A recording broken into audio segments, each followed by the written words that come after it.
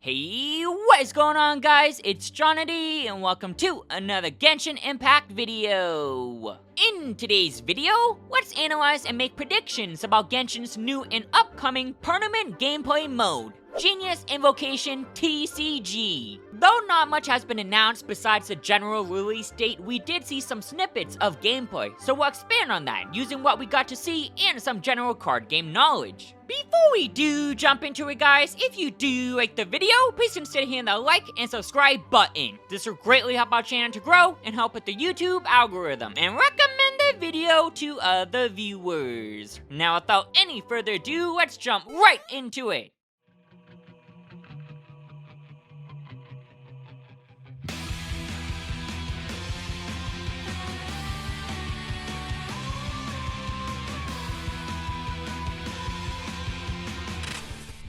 One of the first things we heard about Genius Invocation is the release date, sometime in version 3.3. The cards will also feature characters we know, including both playable characters and NPCs. From this image, we can see that Keqing, Diluc, Ayaka, Mona, Xingqiu, and the Oceanid are confirmed cards that we can expect to see. One thing to note though is that both Diluc and Xingqiu have golden borders, while the others have silver/gray ones. We can most likely assume that this pertains to rarity because silver and gold are usually associated with different tiers. Similar to Yu-Gi-Oh, where you have cards that come in different rarities, such as rare, super rare, ultra rare, etc. Now, let's move on to some spicy stuff, the gameplay footage. Let's analyze the arena because there's a bit of stuff to unpack here. The first thing you'll notice is that each player has 3 characters on field. Slightly different from what we used to in Genshin since a party consists of 4 characters, but we can think of these character cards as our party.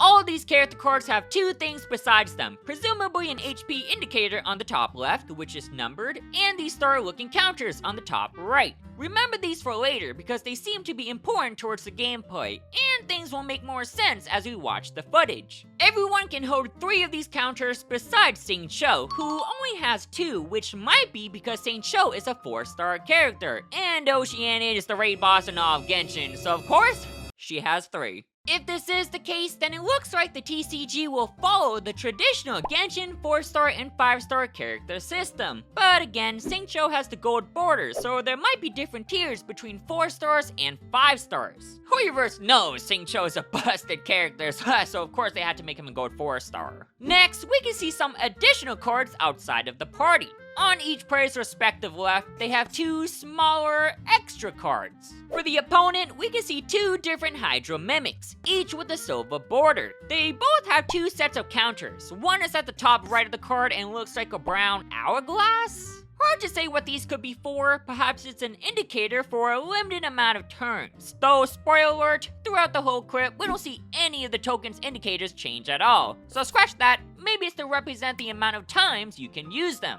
The second counter at the bottom left appears to be blue Hydro counters, which could potentially be the amount of Hydro damage that the extra cards can deliver. For the player, they have 2 totally different cards. The first one appears to be inside some building, and upon closer inspection, we could see the resemblance of the Favonius Cathedral. This one has a gold border and also has 2 sets of counters. The counter at the top right is exactly the same as the Hydro Mimics, while the bottom left seems to use a green icon. This green icon resembles that of the revival foods from our inventory, which means we can assume that if a character card has fallen, you'll be able to use this card to revive them and restore 2 HP. Definitely sounds like a busted card, which is probably why it's a GO tier. Next, we see a Liben card, the one and only traveling merchant from the Marvelous Merchandise events. Unlike the other ones though, this silver card only has 1 set of counters, and it isn't the hourglass one. Instead, this one resembles a stopwatch, so either the counter is at 0 because the player used it all up,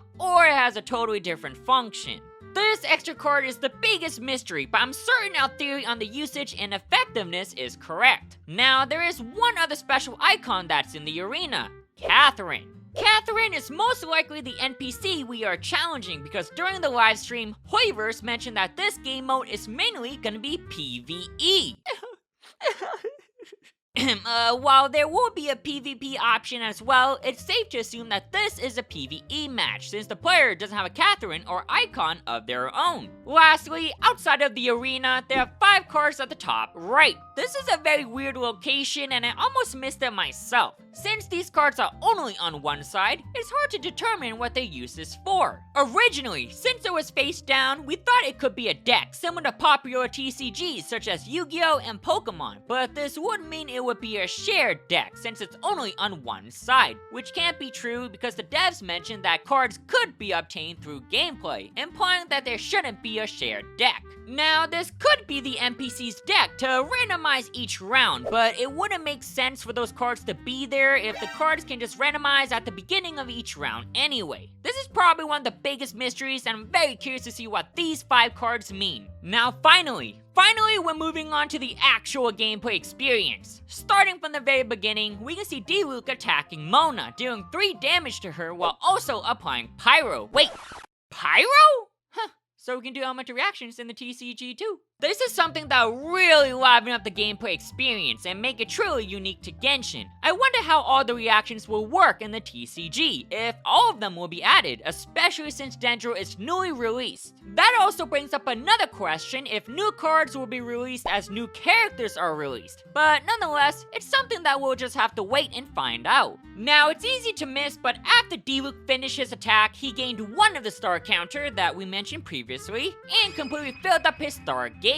After this, the player's turn ends and switches to the opponent's turn. Thanks to the helpful notice at the top right, we see that the opponent performs a fast action, switching the active character from Mona to Xingqiu. Similar to Pokemon, it appears that players can only have 1 active character at a time, unless you're talking about double or triple battles. The fast action part is interesting and could perhaps give players more time to choose their active character, since we see Mona switch out with Xingqiu. Next, Xingqiu performed his normal attack. Thanks again, convenient notice box, onto Diluc, dealing 2 physical damage and not applying any elements. With this, we can deduce that attacks can only happen between active characters, which makes a fair amount of sense because the characters in Genshin that aren't active aren't on the field. Similar to Diluc, after finishing his attack, Xingqiu also gained 1 star counter. This means that every normal attack will give your character a star counter. As the opponent ends their turn, it switches back to the player and we see an epic cutscene as Diluc unleashes his fiery phoenix, Dawn. It deals massive damage to Xingqiu, a whopping 8 pyro damage, and afflicts him with pyro as it consumes Diluc's 3-star counters. Now that we saw this, we can probably start calling those energy counters, because energy is used to unleash bursts. We can also confirm that the TCG will follow Genshin's 4-star, 5-star character system. Lastly, something to note is that Mona is still affected by Pyro even after 1 turn, which means that it could be a good strategy to swap characters to perform elemental reactions. Though the clip wasn't very long, we got to see the general gist of Genius Invocation. It seems turns are pretty straightforward, having only 1 attack before passing. However, the game mode is still heavily revolved around strategy, especially since we can apply elements and do elemental reactions. There's also the thought of switching characters, which is another layer of planning and thinking that you'll have to master if you want to effectively play the game. Now, this becomes exceptionally harder when you have to take into account energy gathering and using bursts. You'll want your strong characters to be active as much as possible to gain energy, but at the same time, not too long, or else they'll be in harm's way.